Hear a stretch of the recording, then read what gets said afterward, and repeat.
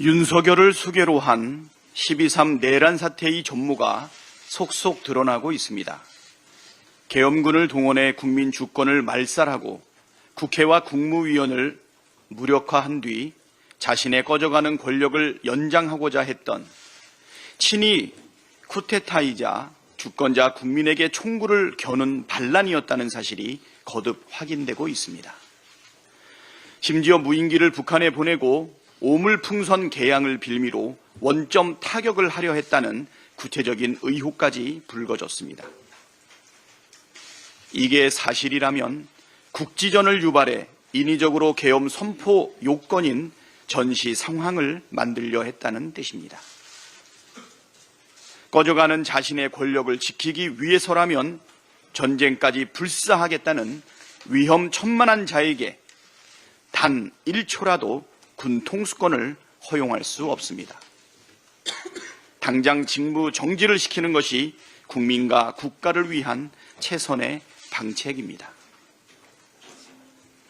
민주당은 헌법과 법률에 따라 질서 있게 내란 사태 종결 절차를 진행하겠습니다. 정치, 경제, 안보의 불확실성을 확실하게 종결하도록 하겠습니다. 첫째, 내란 수계 윤석열의 직무 정지를 위한 2차 탄핵을 오늘 14일 토요일에 처리하겠습니다. 내란 수계를 지키다 내란 공범으로 같이 처벌받기 전에 국민의힘 의원들은 반드시 탄핵 의결에 참석해 찬성 표결하길 촉구합니다. 둘째, 내란 수사를 위해 상설특검과 일반 특검을 동시에 추진하겠습니다. 내란 수사를 위한 상설특검 수사 요구안은 오늘 본회의에서 처리하겠습니다. 어제 발의된 12.3 내란 특검법도 12일 처리를 목표로 추진하겠습니다. 상설특검은 대통령이 거부권을 쓸 수 없으며 윤석열이 계엄 선포에 관한 법적, 정치적 책임 문제를 회피하지 않겠다고 스스로 밝힌 만큼 일반 특검법도 통과되는 즉시 수용하고 공포해야 마땅하다는 점을 강조합니다. 셋째, 내란 주요 종사자인 법무장관 박성재, 경찰청장 조지호에 대한 탄핵도 오늘 본회의에 보고하여 신속하게 처리하겠습니다. 비상계엄 해제 의결을 적극 방해하고 내란 수계 윤석열 탄핵 포결 방해를 주도한 국민의힘 추경호 의원에 대해서도 제명 촉구 결의안을 제출했습니다. 넷째, 네 번째 김건희 특검법도 12일 본회의에서 처리하겠습니다. 김건희 특검도 비상계엄 선포의 주요 이유 중 하나로 지목되는 만큼 이 역시 윤석열이 거부할 명분이 없다는 점 말씀드립니다.